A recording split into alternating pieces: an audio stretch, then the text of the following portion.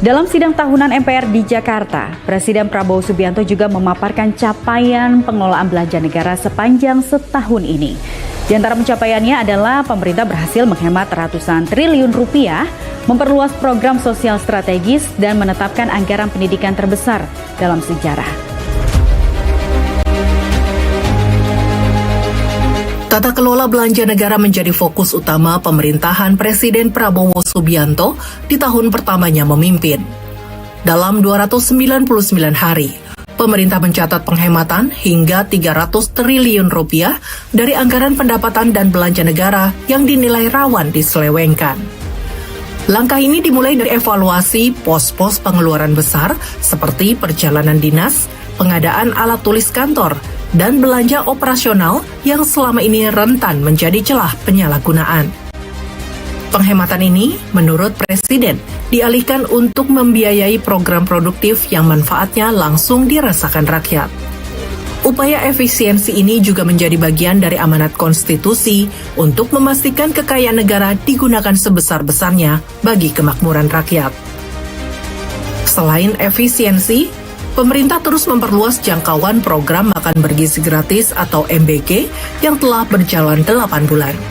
Hingga pertengahan Agustus, program ini menjangkau 20 juta penerima manfaat, mulai dari anak sekolah, anak belum sekolah, ibu hamil, hingga ibu menyusui. Dukungan infrastruktur program terus diperkuat melalui pembentukan 5.800 satuan pelayanan pemenuhan gizi di 38 provinsi. Efek ekonomi program ini mulai terlihat. MBG telah menciptakan 290.000 lapangan kerja serta melibatkan 1 juta petani, nelayan, peternak, dan pelaku UMKM. Kehadiran anak di sekolah meningkat, prestasi belajar membaik, dan perputaran ekonomi desa terdorong. Pemerintah menilai MBG bukan sekedar bantuan sosial, melainkan investasi jangka panjang untuk mencetak generasi sehat, cerdas, dan produktif. Dari Badan Gizi Nasional sudah 20 juta anak sekolah. Anak belum sekolah, ibu hamil, dan ibu menyusui sudah menerima makan bergizi gratis setiap hari. Walau baru berjalan 8 bulan, hasil dari makan bergizi gratis mulai terasa. Angka kehadiran anak di sekolah meningkat. Prestasi anak-anak di sekolah meningkat. Per hari ini sudah ada 5.800 satuan pemenuhan pelayanan gizi di 38 provinsi. MBG telah menciptakan 290.000 lapangan kerja baru di dapur-dapur dan melibatkan 1 juta petani, nelayan, peternak, dan UMKM. Komitmen pada sektor pendidikan juga diperkuat dengan alokasi anggaran 757,8 triliun rupiah dalam RAPBN 2026. Angka terbesar sepanjang sejarah Indonesia. Anggaran ini mencakup program Indonesia Pintar bagi 21,1 juta siswa, Kartu Indonesia Pintar Kuliah untuk 1,2 juta mahasiswa, serta peningkatan fasilitas pendidikan senilai 150,1 triliun rupiah. Dukungan terhadap tenaga pendidik menjadi prioritas, dengan alokasi gaji guru dan dosen sebesar 178,7 triliun rupiah, serta tunjangan profesi bagi guru ASN daerah dan non-PNS. Pemerintah juga memperkuat sekolah rakyat dan sekolah unggul Garuda sebagai akses pendidikan berkualitas bagi anak dari keluarga kurang mampu, serta memperluas beasiswa LPDP hingga 4.000 mahasiswa di 2026. Di sisi lain, Presiden menargetkan APBN menuju kondisi tanpa defisit. Dalam RAPBN 2026, belanja negara dirancang sebesar 3.786,5 triliun rupiah dengan pendapatan 3.147,7 triliun rupiah dan defisit 2,48% PDB atau 638,8 triliun rupiah. Pemerintah menempuh strategi pembiayaan kreatif, penguatan pendapatan, serta peningkatan kualitas belanja untuk menekan defisit dan menjaga ketahanan fiskal di tengah dinamika global.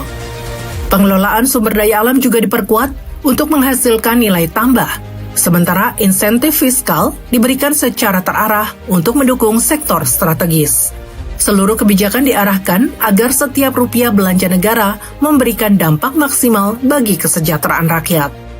Pemerintah yang saya pimpin berjanji di hadapan majelis ini, kami akan terus melaksanakan efisiensi sehingga defisit ini kita ingin tekankan sekecil mungkin.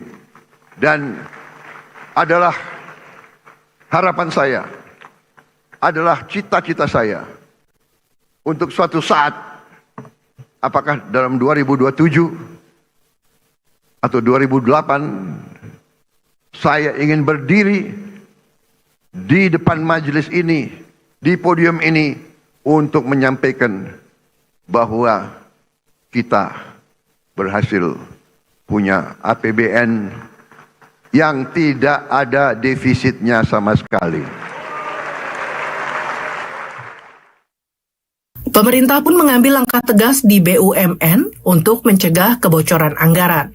Salah satunya dengan menghapus tantiem bagi direksi dan komisaris BUMN yang merugi, serta memangkas jumlah komisaris menjadi maksimal 6 orang. Presiden Prabowo menilai setiap belanja harus efisien dan memberi manfaat langsung, sehingga pemborosan perusahaan plat merah tidak lagi terjadi.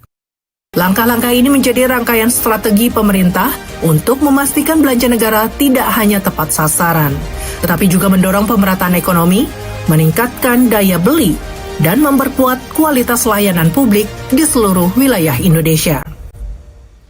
Dengan penghematan besar, program sosial yang meluas, dan penguatan anggaran pendidikan, pemerintah menegaskan arah belanja negara akan terus dijaga agar produktif, transparan, dan memberi manfaat nyata bagi rakyat.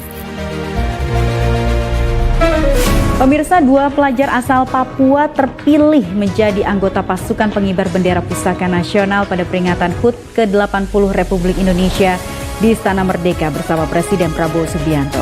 Simak laporannya usai jeda, tetap di Jendela Istana.